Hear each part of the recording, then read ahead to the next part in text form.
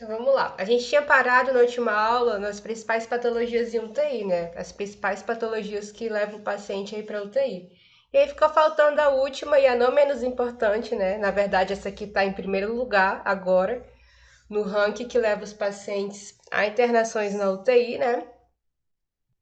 E a gente vai estar falando um pouquinho do coronavírus. Nada do que vocês já não saibam, né, pessoal? É um assunto aí que está na mídia, está em alta.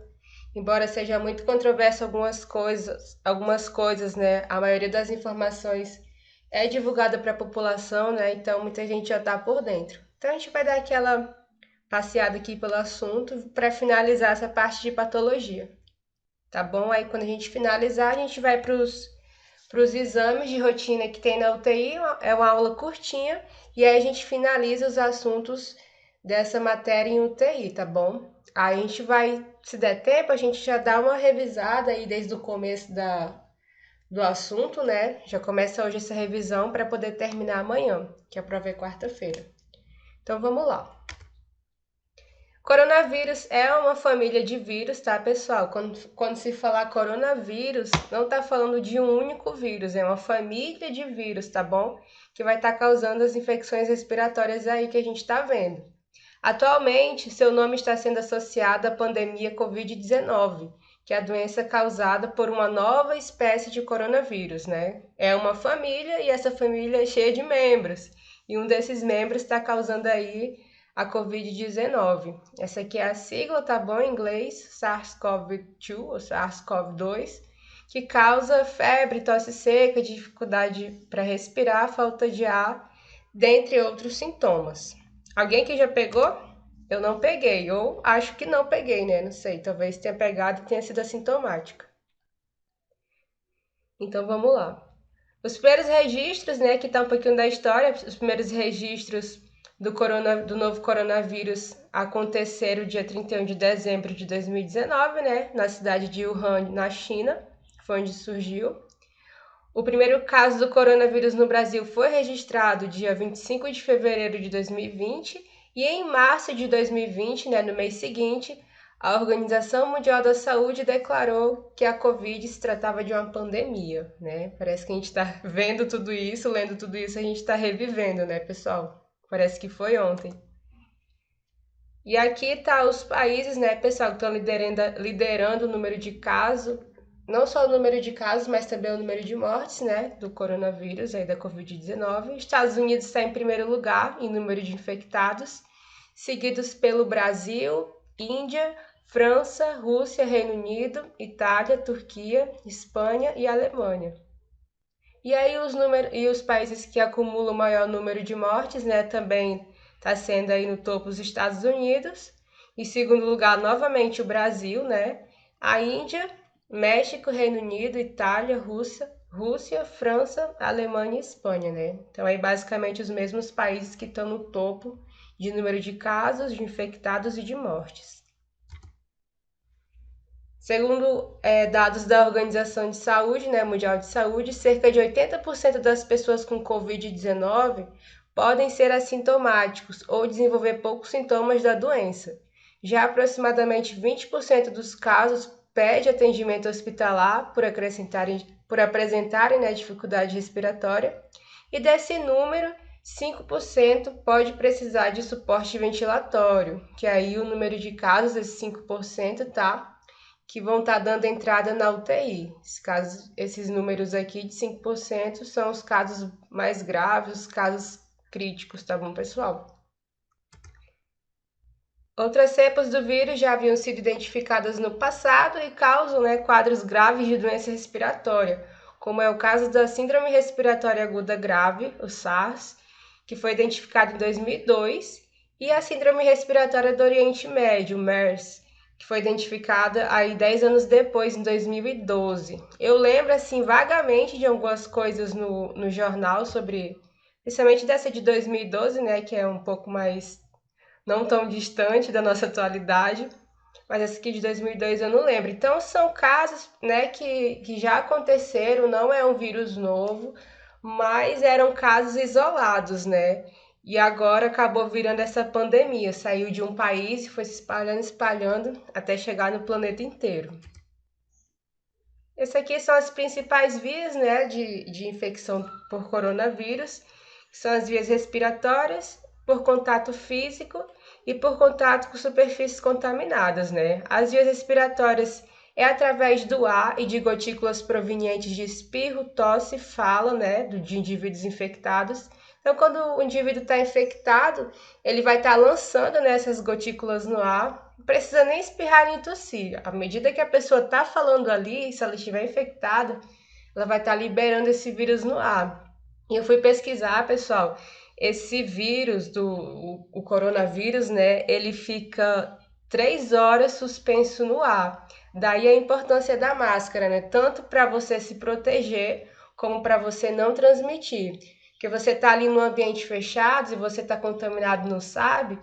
E aí aquele vírus vai ficar ali suspenso no ar e quem tiver ali em contato com você pode ser infectado, né? Então é realmente algo muito sério. E aí tem o contato físico direto, né, através de beijos, abraços, outros tipos de toques que contêm também as gotículas. E por contato com superfícies contaminadas, né? Como eu falei, a gente está ali falando, as gotículas vão se espalhando, ficam no ar, pega ali na parede, em algum lugar, alguma bancada. E aí, quando a pessoa toca, entra em contato com alguma mucosa, né? Nariz, boca, olho, acaba se contaminando, né? E aí entra também a importância do álcool em gel. Estima-se que o período médio de incubação do novo coronavírus é de 14 dias, né? Tempo que os primeiros sintomas levam para aparecer desde a infecção. Os médicos consideram que uma pessoa com Covid-19 pode transmitir o vírus da doença até 14 dias após a sua recuperação, tá bom? Então tem aquele período ainda de isolamento mesmo após a recuperação, 2 semanas. Entretanto, dados preliminares do Ministério da Saúde indicam que a transmissão para outras pessoas pode ocorrer mesmo sem o aparecimento de sintomas, que é o caso dos assintomáticos, né, pessoal? Os assintomáticos aí eles podem estar transmitindo o vírus sem nem saber, né?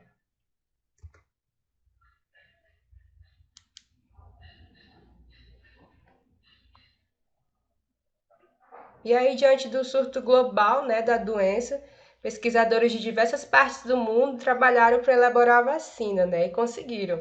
Os primeiros imunizantes foram aprovados ainda no final de 2020. Aqui no Brasil, a vacinação começou em janeiro nesse ano, né? E entre as vacinas usadas aqui no Brasil, as autorizadas para uso emergencial, né, que foram as primeiras aqui, são a Pfizer, a AstraZeneca, né, de Oxford, que é da Inglaterra, e a Coronavac, de acordo com a Anvisa, né? Mas, pessoal, também estão sendo já produzidas 17 vacinas, né, aqui pelo país. O Brasil está produzindo, vários laboratórios do Brasil, são vacinas nacionais, já estão produzindo aí cerca de 17 vacinas, né? Além das que já existem. E essas vacinas estão aí em andamento, em fase de teste, né? Produção, tudo mais. E eu acredito que daqui para o final do ano, ano que vem, né? Já vai ter bastante vacina aí para a gente tomar. A mídia foca muito nessa questão de morte, da contaminação, né? E às vezes ele esquece de passar as informações úteis, né? As informações que vão estar ali sendo benéficas para a população. Então, eu vi poucos jornais falando disso, né? Da questão de 17 vacinas estarem sendo produzidas ao mesmo tempo. Não é todo mundo que sabe disso, mas está acontecendo, graças a Deus. Esse aqui são os sintomas, né? Não vou me aprofundar muito nisso, porque vocês já sabem. Aqui o principal é a perda de olfato, de paladar, dor de cabeça, enfim, tudo aquilo que a gente já sabe. Aqui nessa parte dos sintomas, eu até falei, eu não sei se foi nessa turma ou se foi na outra, ou se foi nas duas que eu falei, que aquela nova variante da Índia, né, ataca o fígado, né? E eu não coloquei aqui porque aqui é o coronavírus de uma forma geral, né? Que ataca o sistema respiratório, mas aí essa coisa mais localizada. Essa nova cepa, né, da Índia, ela tá um pouco diferente, né? Em pacientes que apresentem essa questão respiratória, mas alguns não, apresentam só a questão hepática mesmo, né? O vírus está atacando só o fígado, e aí o paciente não pode estar tomando analgésico, porque nesse caso, por o fígado estar bem comprometido, o analgésico vai piorar ainda mais o quadro, o paciente vai vir a óbito, né? Mas é só a título de informação também, tá, pessoal? Não, como é um vírus assim que muda muito, a gente não pode. Eu não quis colocar, na verdade, aqui para vocês nos slides, né? Porque a gente não sabe como é que ele vai evoluir, como é que tudo isso vai ficar. Então, a título de informação, a gente fala mesmo aqui só. E a gente fica com essa parte mais importante, que são os sintomas aí do primeiro novo coronavírus, que começou na pandemia. E o restante dos sintomas pode estar aparecendo também manchas vermelhas pelo corpo, né? No começo do ano eu peguei dengue, eu inicialmente achei que eu estava com Covid, né? Mas aí quando começou a aparecer as manchas vermelhas e outros sintomas que foram um pouco mais parecidos com a dengue, aí eu descartei o Covid. Mas aí a gente pode estar confundido com a dengue, tá, pessoal? Porque também tem casos em que aparecem manchas vermelhas pelo corpo. Ou alguma outra manifestação na pele, alguma irritação, alguma coisa aí que tá na pele, tá bom? É possível também que o paciente sofra de um quadro mais grave, né, que acontece quando a COVID está associada a outras doenças e condições de saúde, como a síndrome respiratória aguda, que a gente viu na aula passada, insuficiência renal, falência circulatória, a embolia pulmonar, né, que aqui está falando tromboembolismo pulmonar. Nesses casos, o coronavírus pode provocar até mesmo a morte. Foi o que eu falei para vocês, né? Às vezes a pessoa pega o coronavírus, talvez nem fosse morrer se tivesse só o coronavírus ali no corpo, né? Mas por questões de outras coisas que ela tem, né, no corpo, outras patologias, esse quadro pode agravar e a causa da morte nem vai ser ali, a causa da morte primária nem vai ser o coronavírus, vai ser aí essas doenças de base. Então, essas pessoas acabam entrando no grupo de risco, né, pessoal? Tá aqui o grupo de risco, né? Também acredito que vocês já sabem, não precisa entrar muito nisso. Por se tratar de uma doença nova, né? A Covid ainda não possui um tratamento específico. Dessa forma, as pessoas infectadas recebem apenas uma intervenção terapêutica para aliviar os sintomas e garantir o bem-estar do paciente. Isso daqui são os casos leves, tá, pessoal? Ali que a pessoa não precisa ser internada, ela vai receber essa intervenção terapêutica, né? Para aliviar sintomas e vai ficar em casa. E aqui estão os cuidados indicados, né? Repouso, beber bastante água, utilizar o umidificador do quarto, se tiver, né? Se possível, tomar banho quente, tá? Que vai estar aliviando as dores e tosse. Se puder estar mornando a água, tomando um banhozinho mais morno, né? Tem chuveiro elétrico também, vai estar ajudando. E usar medicamentos para dor e febre, né? Antitérmicos, analgésicos, conforme o que o médico passar. E esse é o fim do nosso assunto sobre patologia, tá bom? A gente vai entrar agora na parte dos exames. Até aqui alguma dúvida? Vocês querem me perguntar alguma coisa?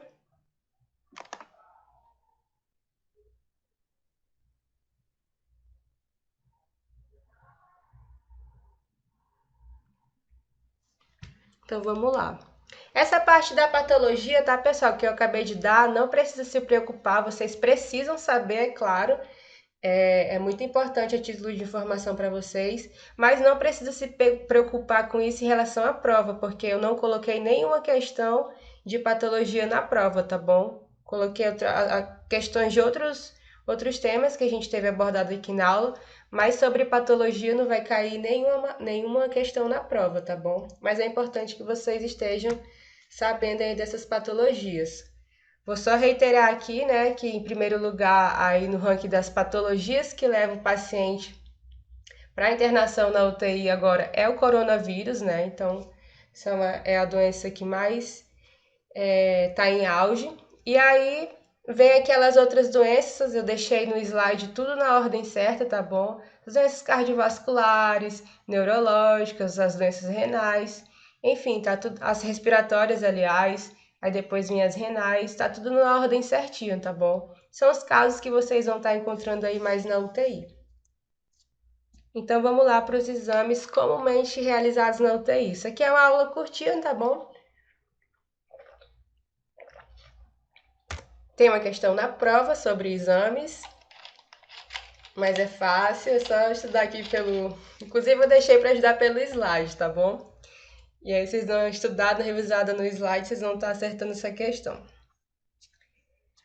Então vamos lá. A avaliação do paciente em terapia intensiva se diferencia do exame usual em ambientes não intensivos, por ter à disposição vários recursos que demonstram em tempo real o estado do paciente, né? Acho que foi na primeira ou na segunda aula, eu falei isso para vocês, que o paciente não precisa da UTI para estar fazendo exames. O exame é que vai até o paciente lá dentro da UTI, né?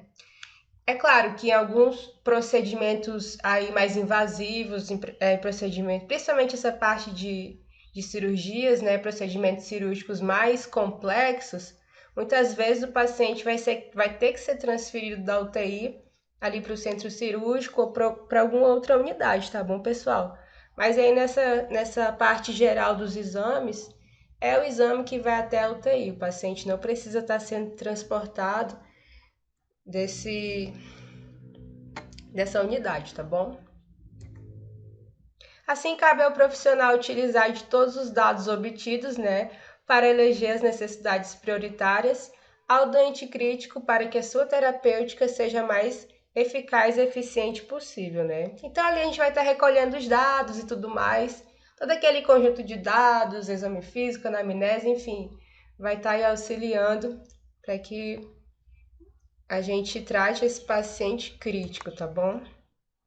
O exame se inicia com a obtenção de informações em prontuários, né? Todo o histórico do paciente ali, acerca da história patológica, né? Da doença atual que ele está apresentando e se ele tem também alguma doença pregressa, alguma doença anterior a essa. Então, tudo isso vai estar ali no histórico e a gente vai estar conhecendo e isso vai estar ajudando bastante a equipe a tentar solucionar o problema.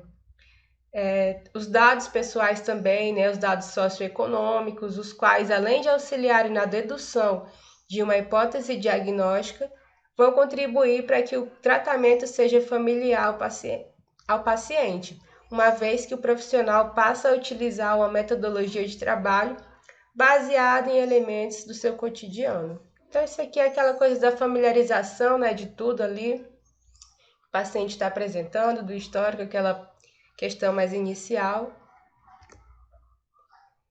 E aí, com esse exame físico, né, a equipe médica também vai estar realizando ali outros exames físicos de rotina, né?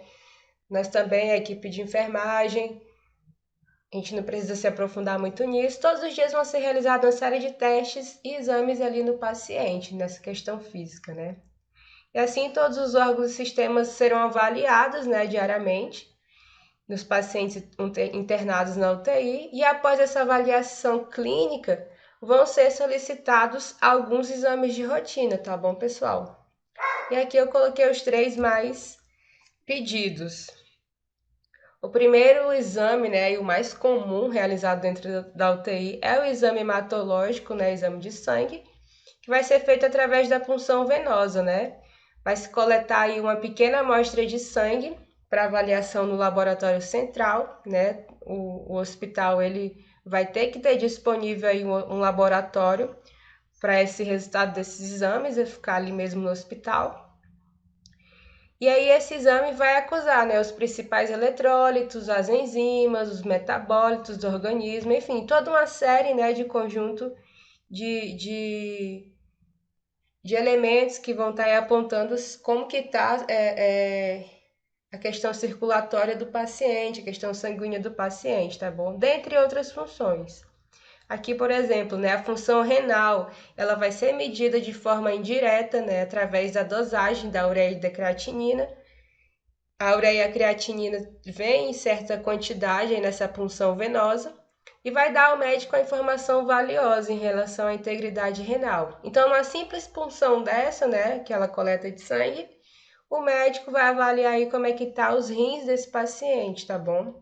E aqui tem uma série de outras coisas que só uma simples punção vai estar, uma punção venosa, né, vai estar demonstrando aí como é que tá a saúde desse paciente. Aqui, pessoal, a gente tem um exame de gasometria, tá bom? os exames gasométricos, né, designada de gasometria arterial, é efetuada uma punção na artéria radial.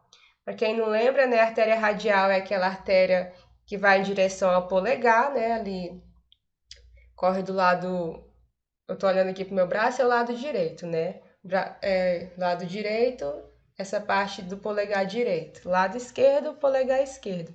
É aquela artéria onde a gente faz, né, a aferição do pulso. Em primeiro lugar, a gente afere o pulso ali na jugular, né, na artéria aqui no pescoço, e depois a gente vai em segundo lugar na artéria radial, que é ali a do pulso, tá bom? Só toda vez que vocês lembrarem aí, só uma dica, tá? Só toda vez que vocês ouvirem a palavra radial, vocês lembrem de polegar, que aí vocês não vão errar mais. E após a coleta, né, a amostra é analisada através do equipamento, que é esse equipamento aqui que vocês estão vendo, ó.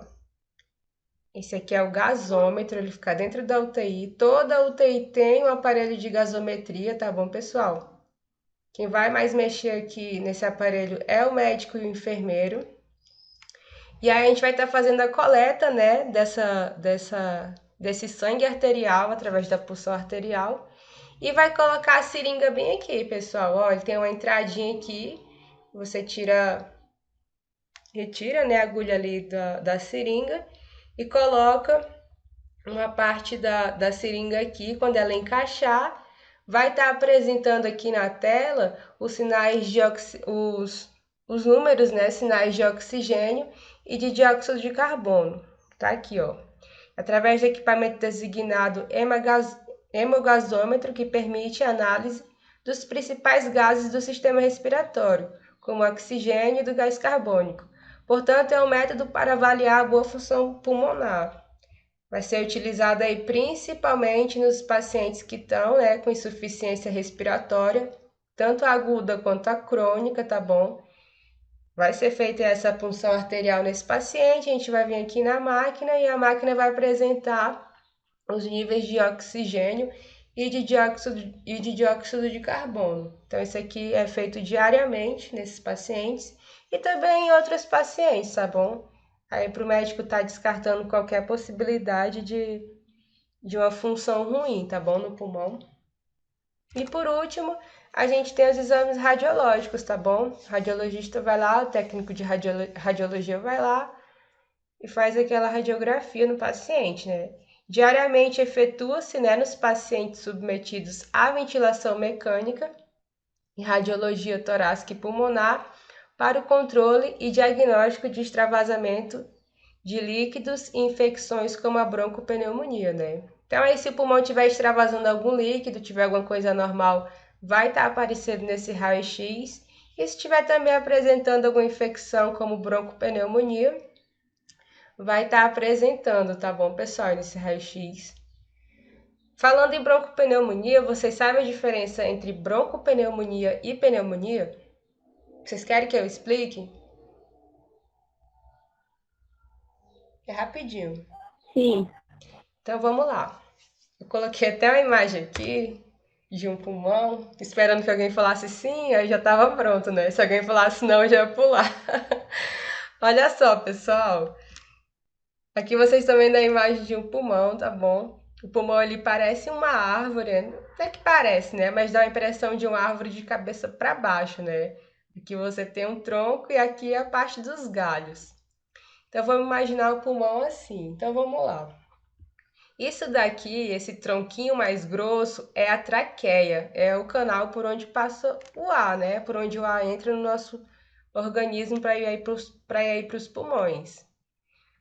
A traqueia vai estar se dividindo em dois tronquinhos um pouco menos grossos, né? Mas ainda assim são um pouco grossos em relação aos demais. Então a traqueia é grossinha, aqui também continua grossinho. Esses tronquinhos aqui mais grossinhos são denominados de brônquios, tá bom? O que acontece?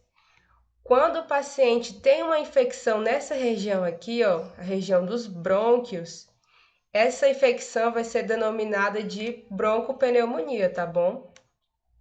A pneumonia, ela vai atingir todo o pulmão. A broncopneumonia vem só até aqui, tá bom? até os brônquios, que é essa parte grossinha aqui depois da traqueia. E a pneumonia vai atingir o pulmão inteiro. O que acontece? Depois dos brônquios, a gente tem os galinhos. Esses galinhos vão se chamar de bronquíolos, né? Que são essas partes mais fininhas, por onde o oxigênio também vai estar continuando aí a sua jornada.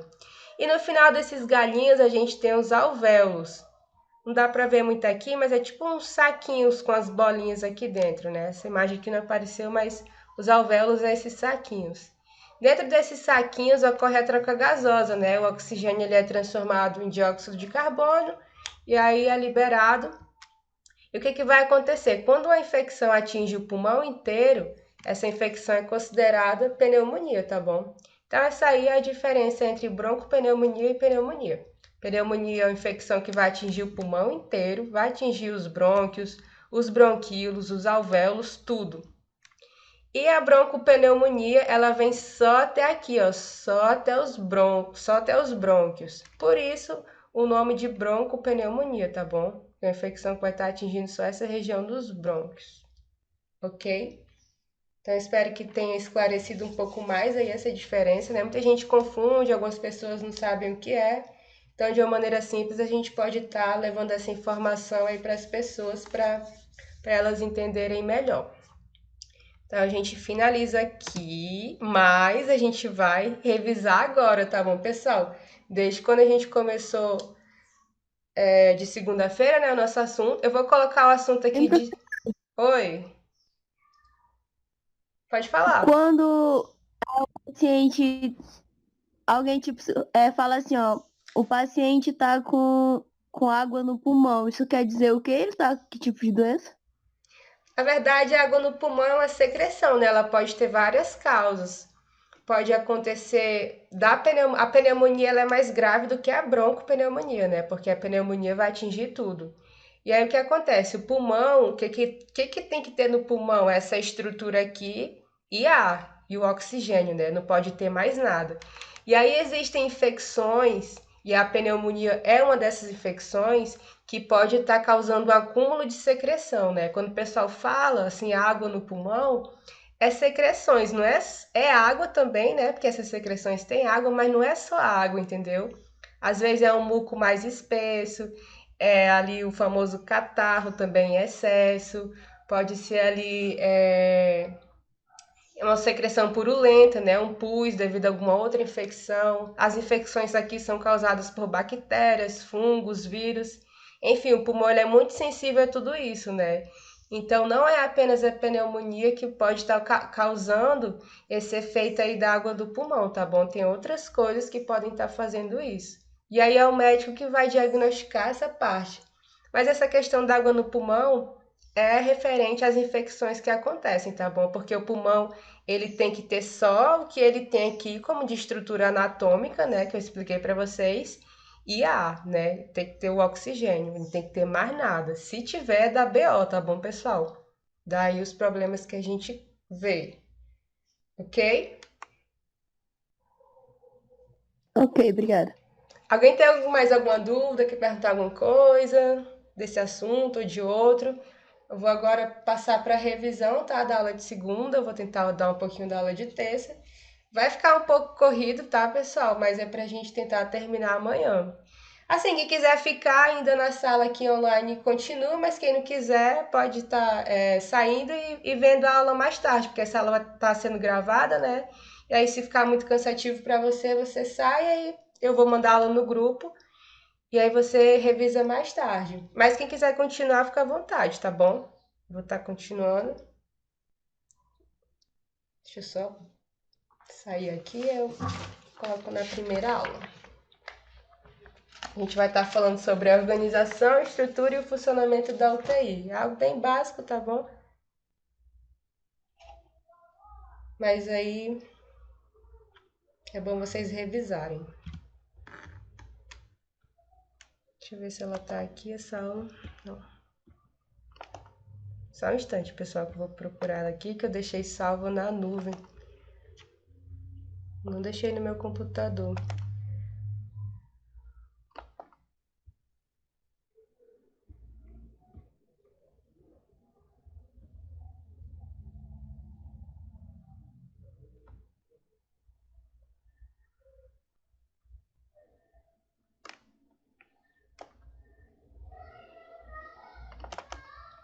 Aqui é a nossa aula.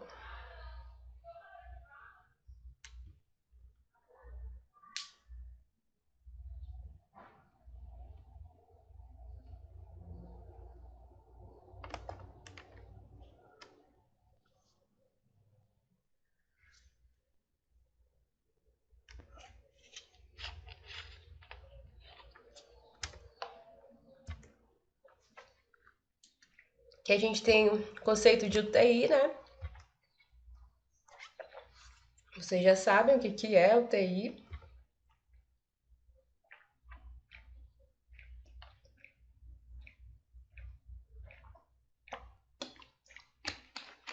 E aqui a gente tem os recursos físicos da UTI, tá bom? Vou só relembrar aqui rapidão.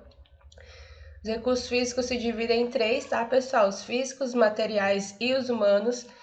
Os recursos físicos são a estrutura física da UTI, né? Lembra que eu falei o teto, a parede, o chão, toda aquela construção que é o prédio, né, mesmo. Essa é a parte física e é considerado de longa duração. Tem os recursos materiais, que são os equipamentos, instrumentos, aquilo que a gente viu em uma outra aula. São considerados aí de média duração, porque com o tempo eles precisam, né, ser trocados. Muita coisa vence, muita coisa estraga, quebra, enfim, vai se deteriorando, tem que ser trocado. E por fim, os recursos humanos, né, que somos nós, as equipes. É considerado de curta duração porque é rotativo, né? Você está aqui hoje numa aula em uma unidade, mas amanhã, sei lá, você pode estar em outra, foi transferido, passou em outro concurso, enfim, por isso é considerado de curta duração. E aqui a gente tem os objetivos e finalidades, né, que é fornecer e manter uma estrutura capaz de garantir suporte a pacientes graves com potencial risco de morte, né? Aí a gente vai ter assistência médica e de enfermagem por 24 horas, acesso, né, a exames laboratoriais e de imagem por 24 horas, e com isso acesso à alta tecnologia. Revisando, né, tudo começa a fazer mais sentido, todos os assuntos vão se encaixando um no outro, né? A gente vai vendo um por um, aí é chato, é aquela coisa que a gente não entende, não sabe o que é, mas depois que a gente viu tudo e começa a rever, uma coisa vai encaixando com a outra, né? Por isso é importante estar revisando, tá bom, pessoal? E aqui, né, os princípios básicos de gerenciamento. Isso aqui também tem um pouquinho a ver com o SAI, ó. Nessa primeira aula a gente não estava estudando o SAI, que é a sistematização da assistência da enfermagem, mas de uma forma indireta ele já estava aqui, né, que o SAI tem tudo a ver com planejamento. Então você tem aqui a fase do planejamento, execução e controle, né? Eu dei o exemplo do paciente que saía da sala de cirurgia, né, do centro cirúrgico, e aí a equipe precisava planejar essa entrada do paciente, né? Ia ver ali como é que estava o leito, o que estava precisando, que tipo de paciente é esse, né? Que cirurgia é essa, que vai precisar, enfim. Todo um planejamento para que quando esse paciente chegue, né, na UTI, a gente execute o que foi planejado. E executando o que foi planejado, a gente vai ter, né, ali, entre aspas, um controle, porque a UTI, ela é lugar de paciente instável, né, pessoal? Paciente aparentemente está bem, mas ele pode ficar ruim de uma hora para outra, né? Descompensar. Então, esses aí são os princípios de gerenciamento, né? E aqui eu falei, nessa aula eu falei sobre as resoluções do decreto, né? Aqui é a resolução 50 de fevereiro de 2002, que vai falar da estrutura física, né? Como eu falei aqui um pouquinho no começo. Essa parte aqui eu vou pular, tá? Porque é responsabilidade do CREA e tudo mais. E aqui a parte física, né? Que a resolução fala, parte física propriamente dita que a resolução vai estar falando, né? Posto de enfermagem que tem que ter dentro da UTI, vai estar permitida essa observação visual dos pacientes. Aqui a área para prescrição e evolução, que também vai ser feita no posto de enfermagem, né? Que é o espaço reservado para os profissionais estar prescrevendo, descrevendo procedimentos. Aqui os quartos, né, de isolamento, eu falei para vocês. Tudo está dentro da resolução. Os quartos de isolamento vão estar recebendo aí pacientes que estão com alguma infecção, né, transmissível, alguma coisa que pode estar contaminando a equipe, os outros pacientes, vão estar ficando aqui dentro. E aí a resolução diz que o número de UTIs deve corresponder a 6% do total de leitos do hospital. Isso aqui é uma lei, tá bom? Aqui a área coletiva de tratamento, né? A gente tem aquelas camas, né? Que vão fazer aí os leitos. Vão ser separados pelas divisórias hospitalares, nessas cortinas hospitalares. Deve ser previsto um quarto de isolamento para cada 10 leitos, né? Então, para cada 10 leitos tem que ter um quarto, esse quarto aqui de isolamento.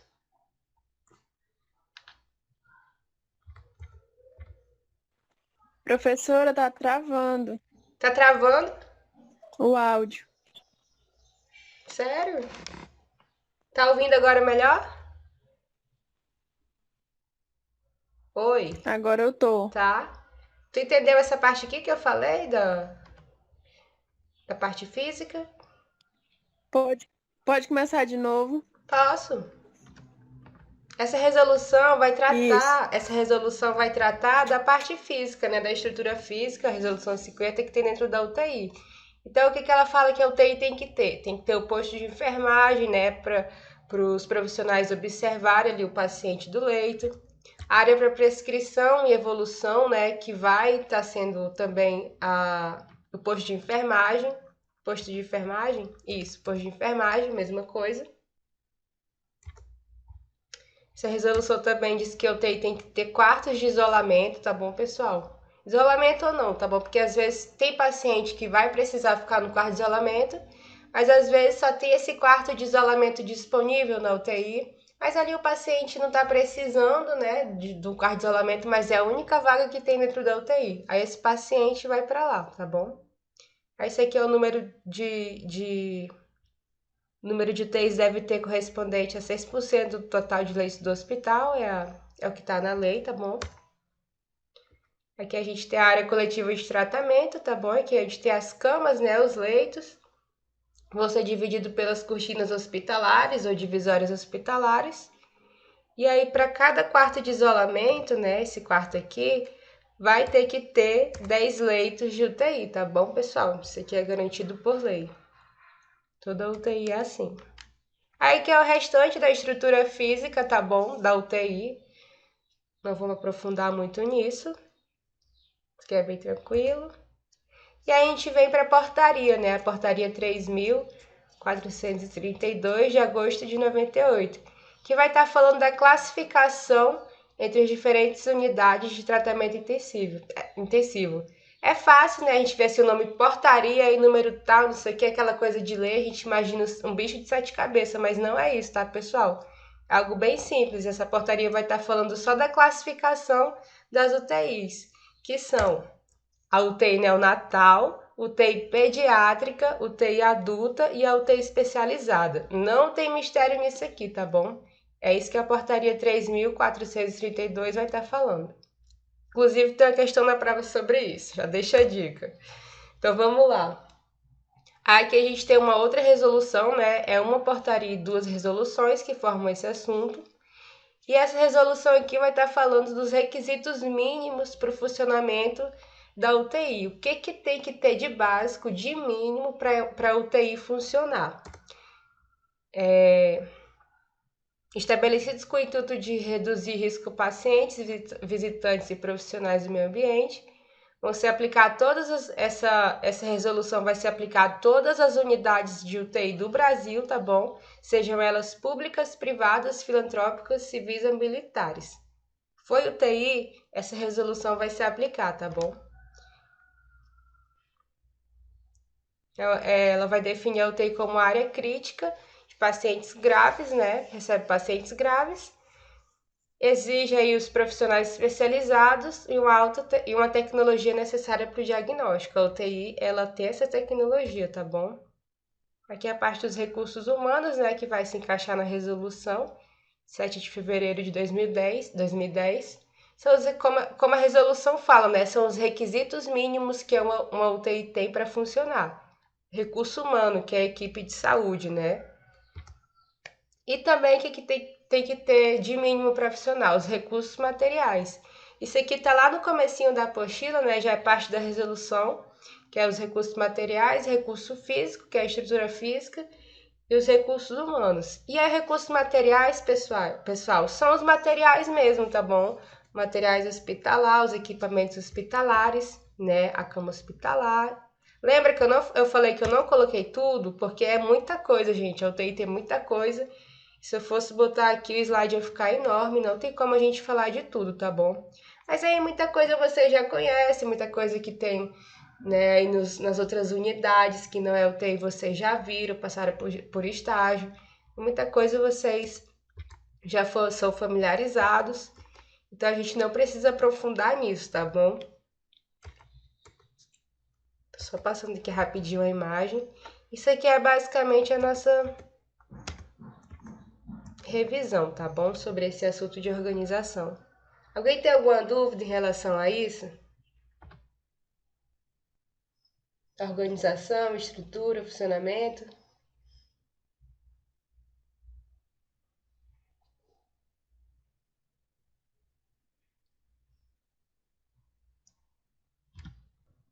Então a gente vai para o SAI, tá bom? O SAI também é uma aula rápida, ela é muito teórica, né? Mais essa questão daí do planejamento.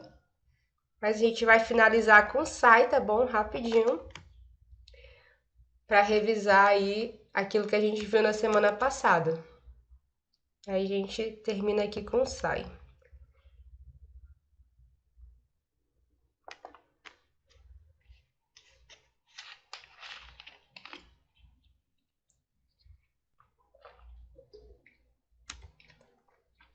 O áudio tá travando ainda não, né?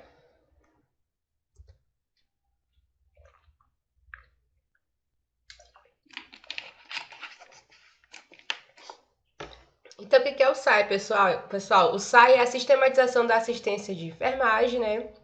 A metodologia desenvolvida com o objetivo de organizar a prática da enfermagem no atendimento e cuidado do paciente. O SAI é a organização do serviço de enfermagem, né? Então, o SAI, a base do SAI é a organização, como eu deixei aqui grifado, tá bom? Toda vez que pensar em SAI, pense em organização, pense em planejamento. O SAI é um método, né, que possibilita a enfermagem exercer a arte do cuidar, oportunizando atendimento individualizado ao paciente, planejando as suas devidas condutas, analisando o histórico do paciente com olhar integral, realizando exame físico para assim diagnosticar e conduzir o cuidado integral individualizado a cada ser humano. Assim, a sistematização vai oportunizar melhor atendimento ao paciente, tá bom? Tem como objetivos identificar situações de saúde e doença e as necessidades de cuidados de enfermagem, bem como subsidiar as intervenções de promoção, prevenção, recuperação e reabilitação da saúde do indivíduo, família e comunidade. Esse aqui é o método, né, das 5 etapas. O método é dividido em 5 etapas. O SAI é dividido em 5 etapas. E essas são as 5 etapas, né? A coleta de dados de enfermagem, ou histórico de enfermagem, o diagnóstico de enfermagem, planejamento de enfermagem, a implementação e a avaliação de enfermagem. Que eles estão bem explicadinhos, né? A coleta é aquele processo, né, que você vai estar ali coletando todos os dados do paciente através não só da anamnese, né? Se o paciente estiver ali consciente, você vai estar conversando com ele, ele vai estar contando um pouquinho da história e você vai só colher. A equipe vai colhendo, né? Essa questão do histórico do paciente, tá bom? Então, esse aqui é bem tranquilo. Diagnóstico de enfermagem. É o enfermeiro que vai estar, né, fazendo esse diagnóstico. Vocês não precisam aprofundar muito nisso. É claro que o técnico vai estar ajudando, né, conforme aqui essa coleta de dados, a anamnese. Às vezes o técnico está ali fazendo e o enfermeiro vai estar perguntando alguma coisa e tal. Ou o enfermeiro não sabe de alguma coisa que só o paciente disse, que o paciente disse só para o técnico, né? E o técnico vai estar informando o enfermeiro. E aí o enfermeiro vai estar fazendo esse diagnóstico do paciente. E aí ele entra também com o planejamento, tá, pessoal? Que é a determinação dos resultados que se esperam alcançar e das ações ou intervenções de enfermagem que serão realizadas, né, ali em relação a esse paciente. Depois disso vem a implementação, né, que é realizar, né, justamente essas ações ou intervenções, que é colocar em execução aquilo que foi planejado. E por fim, a avaliação de enfermagem, né, que você vai avaliar se tudo aquilo que a equipe fez deu certo, né?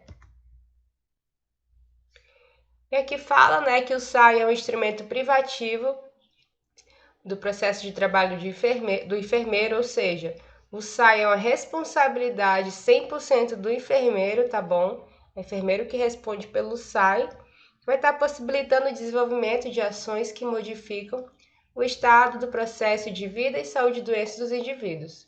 Portanto, a SAI permite que se alcance resultados pelos quais o enfermeiro é responsável. Então, essa parte aqui é a responsabilidade do enfermeiro, tá bom? Então, gravem, né, isso na cabeça de vocês, que o técnico não é responsável pela SAI, tá bom? Por essa sistematização. Responsabilidade do enfermeiro. E aqui tem, né, a questão dos livros aí que são universais, que todos os países ali, aliás, que alguns países têm, né, escreveram esses livros, mas serve para todos os países, então não importa onde a equipe de enfermagem esteja, essa SAI vai ser aplicada de forma universal, né, de forma igual. Então, se você formou no Brasil e vai atender outro país, essa sistematização através desses livros, né, que dão esse norte para o profissional, vai ser a mesma, tá bom? Não importa o lugar onde você esteja. E esse é o objetivo, né, desses livros, que fala que é uma linguagem única e descreve a prática da enfermagem a fim de otimizar a comunicação entre os enfermeiros, né, de todos os lugares do mundo, né? Vai estar dando aí, vai proporcionar dados mais certos, né, dados mais fidedignos para pesquisa, assistência, gerenciamento e ensino de enfermagem. Não precisa aprofundar muito nisso, tá bom? O aspecto humano do cuidado de enfermagem com certeza é um dos mais difíceis de ser implementado, né? Aqui fala da rotina diária e complexa, né? Que vai envolver aí a UTI, que é uma rotina assim bem complicada, né, pessoal? Uma rotina estressante, quem já passou por UTI sabe como é.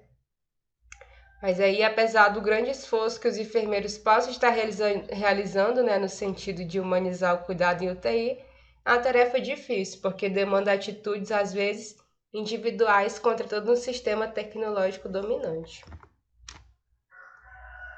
É que fala, né, que o ser humano não é uma coisa só, ele é dividido em várias partes, né? Ele é um ser biológico, psicológico, social e espiritual. E a gente tem que ter esse carinho, esse olhar, né, mais atencioso, esse olhar mais especial para o paciente.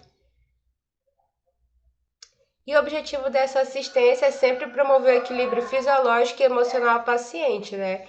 O profissional precisa conhecer e compreender cada vez mais a condição humana e promover o respeito à autonomia e à dignidade de cada um, cuja dignidade de cada um é um imperativo ético e não um favor que podemos ou não conceder aos outros, né? A SAI vai estar proporcionando maior desempenho e alcance dos resultados esperados, proporcionando ao paciente crítico uma qualidade na assistência que promove a promoção, recuperação e até reabilitação desse indivíduo. Para isso, faz necessário que os profissionais de saúde continuem a busca do aprimoramento contínuo da sua prática, né? Então, a gente finaliza aqui a aula de hoje, tá bom, pessoal? Com SAI. Amanhã a gente vai continuar revisando tudo que a gente viu durante a semana passada, né? Eu acredito aí que vocês ainda estão com a memória fresquinha, né? Deve estar lembraram hoje de algumas coisas, amanhã vão estar lembrando de outras coisas que a gente falou na semana passada. E é isso aí, né? Estudem, a prova tá chegando.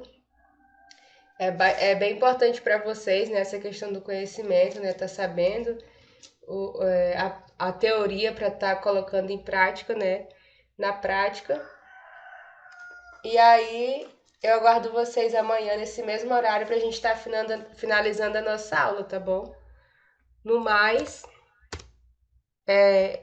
o conteúdo tá na apostila, tá bom? Tem aqueles links que eu também deixei disponíveis para vocês, os links estão nos slides. E estuda que a vida muda. Aguardo vocês amanhã na nossa próxima aula, tá bom, pessoal?